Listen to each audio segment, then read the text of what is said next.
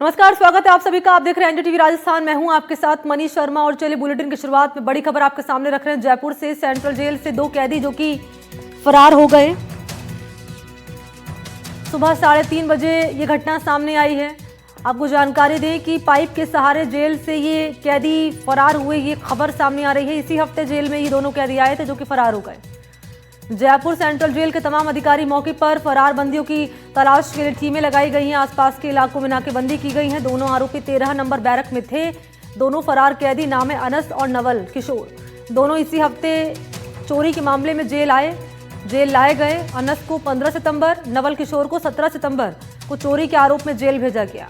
खबर ये कि जेल प्रशासन और आलाधिकारी मौके पर पहुंचे। जैसे ही सूचना मिली, फरार बंदियों की तलाश के लिए गठित की गई हैं टीमें और आसपास के इलाकों में नाकेबंदी की गई है। जेल के अंदर 3 बैरिकेड को क्रॉस करके ये मुलाकात कक्ष में पहुंचे और वहां से पानी का ग्रीन पाइप फेंककर इन्होंने जेल से फरार होने तक का प्लान कामयाब किया। हालांकि ये पाइप जेल में ताले में रहता है, ये कैसे ताला खुला और उन्हें पाइप कैसे मिला, ये भी अब जांच का विषय है।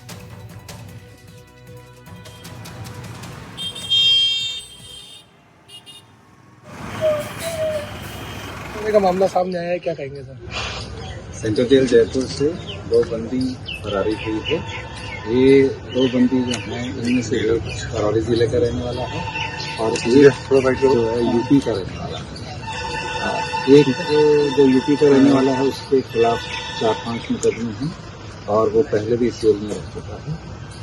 करौली जिले वाला रिकॉर्ड के अनुसार पहली बार आया है और ये घटना सुबह 3 बजे है, जिसमें उन्होंने जेल के बाथरूम से निकल के और मेन वॉल से ऊपर होकर बाहर निकले। अभी इसकी जांच बाथरूम से निकल के और मेन वॉल से ऊपर होकर बाहर निकले। अभी इसकी जांच की जा रही है। सर, सेंट्रल जेल से 2 कैदियों के फरार होने का मामला।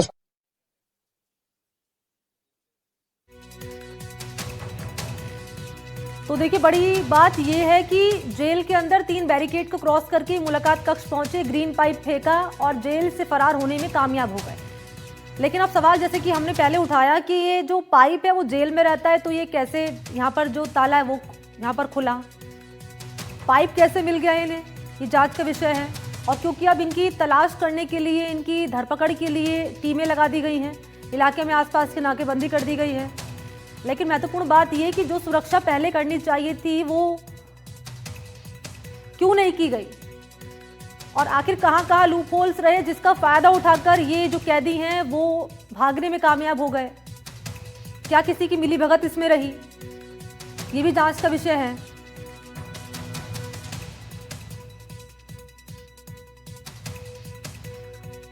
तो दोनों आरोपी 13 नंबर बैरक में थे। जयपुर सेंट्रल जेल से 2 कैदी फरार हो गए। सहयोगी विश्वास का रुख करेंगे, इस वक्त मेरे साथ जुड़ चुके हैं ज्यादा जानकारी लिए। विश्वास, जरा ये बताएं, क्योंकि टीमें लगा दी गई हैं इनकी धरपकड़ के लिए, और कहां तक पहुंची है ये मामले को लेकर कार्रवाई, और कहां लूप होल्स रहे जिसका फायदा उठाकर ये कामयाब हो गए भागने में? जी बिल्कुल, लूप होल्स तो बिल्कुल रहे हैं, क्योंकि देखिए 3 लेयर की सिक्योरिटी है जिस पर जेल प्रहरी तैनात रहते हैं। जेल प्रहरी जो कार्मिक तैनात रहते हैं, पहले उन्होंने बड़ी चालाकी से उन तीनों लेयर्स को चकमा दिया और चकमा देने के बाद जो मुलाकात कक्ष है यहाँ पर, ये जो दीवार है आप देख पा रहे हैं, एंट्री की जो दीवार है, यहीं पर मुलाकात जो कक्ष है वहाँ तक वो पहुँचे। और उसके बाद में उन्होंने बड़ी चतुराई से, आप देखिए किस तरीके से इसको, बहुत प्लानिंग को एग्जीक्यूट किया। उन्होंने पता था कि ये दीवार जो है 25 फीट लंबी है, तो उन्हें किसी चीज़ की ज़रूरत पड़ेगी इसे कूदने के लिए। लेकिन उन्हें ये भी पता था कि इसके ऊपर जो आप देख पा रहे होंगे 4 लाइन में फेंसिंग है, वो हाई वोल्टेज करंट लाइन यहाँ पर पूरी तरीके से जेल को सुरक्षित करती है। तो उन्हें पता था कि इसमें करंट उन्हें लग सकता है, तो उन्होंने रबड़ की पाइप को ही एज अ रस्सी चूज़ किया कि वो यहाँ से उसको कूद पाएँ। तो उसके लिए उन्होंने रबड़ की पाइप को, ये जो पानी की पाइप आपको ग्रीन कलर की दिख रही होगी, इसका इस्तेमाल किया। और ये आपको इसमें, अब देखिए दूसरा लूप होल ये है, पहला लूप होल ये रहा कि 3 जो लेयर सिक्योरिटी थी जिसमें जेल प्रहरी तैनात रहते थे, वहाँ से उन्होंने कैसे तोड़ा। उससे पहले लूप होल ये रहा कि 13 नंबर बैरक से लेकर वो जो सिक्योरिटी लेयर थी वहाँ तक वो कैसे पहुँचे। और उसके बाद में लूप होल ये है कि ये जो पानी की पाइपलाइन है, ये बताया गया है कि ये बॉक्स में कैद रहती है, मतलब बॉक्स में लॉक रहती है। अब उस लॉक को इन्होंने कैसे खोला, किस तरह से पानी की जो पाइपलाइन है ये उन्होंने हासिल की। उसके बाद में इस पानी की लाइन को इन्होंने दीवार के ऊपर डाला और ऊपर डालकर वहाँ से ये कूदने में कामयाब रहे और यहाँ से फरार हो गए। करीब 3:30 बजे की घटना बताई जा रही है। हालांकि अभी तो एडीजी, डीआईजी और तमाम जो अधिकारी हैं, वो पुलिस के आला अधिकारी हैं, वो मौके पर पहुँच चुके हैं और लगातार इस चीज़ की जाँच की जा रही है कि किस तरह से ये दोनों आरोपी जो है यहाँ से फरार हुए। क्योंकि देखिए दोनों ही आरोपी जो है 15 दिन पहले ही, एक आरोपी अनस 15 सितंबर को, एक 17 सितंबर को नवल किशोर सांगानेर और मालपुरा गेट थाने से लाए गए थे। और ये भी इसमें देखिए, समझिए इस बात को कि सांगानेर मालपुरा गेट जो थाने हैं ये भी थोड़े पास हैं, तो हो सकता है संभवतः दोनों पहले से एक दूसरे को जानते हों, तो इसलिए जल्दी इन दोनों के बीच में ट्यूनिंग बैठ पाई हो जेल के अंदर। तो दोनों ने किस तरह से, दोनों 13 नंबर बैरक में कैद थे, दोनों ने किस तरीके से इसको प्लानिंग को पूरी को एग्जीक्यूट किया। और ये लंबी 25 फीट लंबी दीवार है, इसके ऊपर हाई टेंशन लाइन जो है करंट की, वो यहाँ पर बहती है ताकि सुनिश्चित हो पाता है कि कोई कैदी यहाँ से फरार ना हो पाए सुरक्षा के लिए। और अंदर 3 लेयर सिक्योरिटी सिस्टम रहता है, लेकिन उसके बावजूद दोनों ही आरोपी चकमा देकर, सिक्योरिटी को चकमा देकर यहाँ से पार कामयाब होने में, मतलब कामयाब हुए यहाँ से भागने में। लगातार पुलिस की जेल टीम यहाँ प्रशासन पर के सामने आई है। आपके जेल अधीक्षक से बातचीत हुई है इस मामले पर, वो क्या कह रहे हैं और जो लूप होल्स हुए हैं इसको लेकर क्या कहना है? देखिए, हमने एडीजी जेल जो कि रुपेंद्र सिंह जी हैं, उनसे बातचीत की थी। उन्होंने यही कहा कि लूप होल्स का जो है हम इन्वेस्टिगेशन कर रहे हैं कि कहाँ कहाँ पर लूप होल्स रहे। जेल प्रहरी जो हैं, जिनकी ड्यूटी रात को तैनात थी, उनसे बात की जा रही है। अगर किसी तरह से कोई लूप होल अगर इस तरह से देखने को मिलता है कि कार्मिकों की तरफ से कोई लापरवाही देखने को मिलती है, तो उसको भी संज्ञान में, उसको भी कॉग्निजेंस में लिया जाएगा, उनसे भी बात की जाएगी। अगर किसी तरह की कोई और यहाँ पर लूप होल्स देखने को मिलते हैं, वो भी सुनिश्चित किया जाएगा। सीसीटीवी के अंदर पूरा जो परिसर है, जो जेल परिसर है, वो कैद रहता है, पूरी तरीके से उसकी रिकॉर्डिंग होती है। तो ये कोशिश लगातार है कि सीसीटीवी के जरिए ट्रैक किया जाए कि किस तरीके से पूरा रोड मैप बनाया जाए कि किस तरीके से इन्होंने इसका, ये जो इनकी जो साजिश थी, जो प्लानिंग थी, उसको किया। तो एडीजी रुपेंद्र सिंह खुद यहाँ पर मौजूद हैं, यहाँ पर लगातार अधिकारियों से बात कर रहे हैं। पुलिस का और दस्ता यहाँ पर मौजूद है। रात को ही, देर रात ही अधिकारी यहाँ पर पहुँच चुके थे। लगातार ये जाँच जारी है कि किस तरह से इन्होंने ये एग्जीक्यूशन किया, और इसके लिए पूरा एक रोड मैप और क्रोनोलॉजी तैयार करने की कोशिश की जा रही है। और आसपास के जितने भी इलाके हैं, जितने थाने हैं, सबको अलर्ट कर दिया गया है। यहाँ वहाँ पर भी नाकाबंदी जो है वो लगा दी गई है कि जो दोनों कैदी हैं कहीं दूर ना फरार हो पाएँ।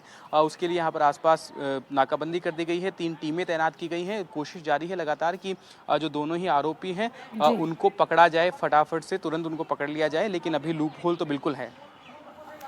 ठीक है, अब इस मामले को लेकर आगे क्या अपडेट मिलती है उस पर नजर आप बनाए रखिएगा। जानकारी आपसे लेंगे। फिलहाल के लिए शुक्रिया आपका विश्वास। और 12 से अगली बड़ी खबर आपको दे दें। 12 में सरकारी टीचर पर गंभीर आरोप लगे हैं। छात्राओं का शिक्षक पर बदसलूकी का आरोप लगा है। छात्राएं क्या कह रही हैं? छात्राएं कह रही हैं कि छात्राओं को बसंती बोलता था टीचर। ये सोचिए, ये टीचर जिस पर जिम्मेदारी है छात्रों का भविष्य उजागर करने की, उन्हें शिक्षित करने की, ये टीचर अगर इस तरह की हरकतें करे कि छात्राओं को बसंती बुलाए। हालांकि आरोप लगाए गए हैं छात्राओं की ओर से कि हमें बसंती बुलाया करता था। छात्राएं बोली कि खुद को गब्बर कहता था ये टीचर। परिजनों ने कार्यवाहक प्रधानाचार्य को ज्ञापन सौंपा। शिक्षक पर पैसे मांगने के भी आरोप लगे हैं। शिक्षक नाम है मनोज चौरसिया, जिसने इनकार कर दिया इन आरोपों से। कस्बा के राजकीय महात्मा गांधी विद्यालय की घटना है ये। शिकायत के बाद यहाँ विद्यालय प्रशासन ने मामले की जाँच शुरू की।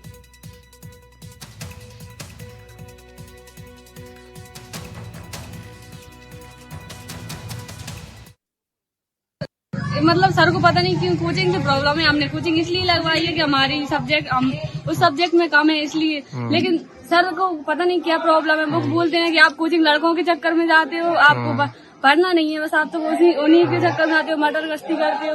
और वो क्लास में भी अगर कुछ पढ़ा देते तो हम वापस पूछते हैं कि सर आप इसे वापस से समझा दो। तो वो ये बोलते हैं मैं क्या, मतलब आप क्या गब्बर हो, मैं बसंती हूँ, आप कहोगे तो मैं नाचता रहूंगा। और मतलब हम रोजाना आते हैं फिर भी वो हमारी अटेंडेंस नहीं लगाते, प्रेजेंट ही नहीं लगाते। मेरे साथ में तो ये मामला है कि मैंने सर से ये बोला था कि सर आपने मेरे पापा को फोन लगाया तो आपको इस तरह से नहीं बोलना चाहिए था कि आपकी बच्ची बहुत दिनों से स्कूल नहीं आ रही। आप मेरी अटेंडेंस चेक कर सकते हैं।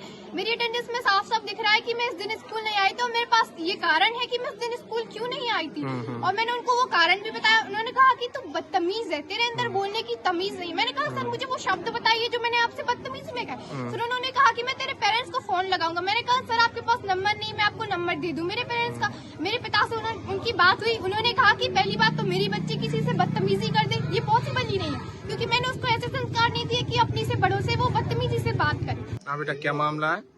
सर वो हमारे क्लास में बहुत बदतमीजी से बात करते हैं और हमको मतलब कोई भी चीज समझाने की बोलते हैं तो हमको समझाते नहीं है और हर एक चीज पर हमेशा किसी न किसी लड़की को रुवाते रहते हैं और हमारी क्लास में बहुत ज्यादा लड़कियां उनके खिलाफ बोलती हैं क्योंकि वो हमारी क्लास में हर एक लड़की से मतलब कोचिंग जाने वाली लड़की से हर एक लड़की से बदतमीजी से बात करते हैं। क्या नाम है शिक्षक का? और मनोज चौरसिया। और जबकि 8 तारीख को सब स्कूल आए थे फिर भी उन्होंने किसी भी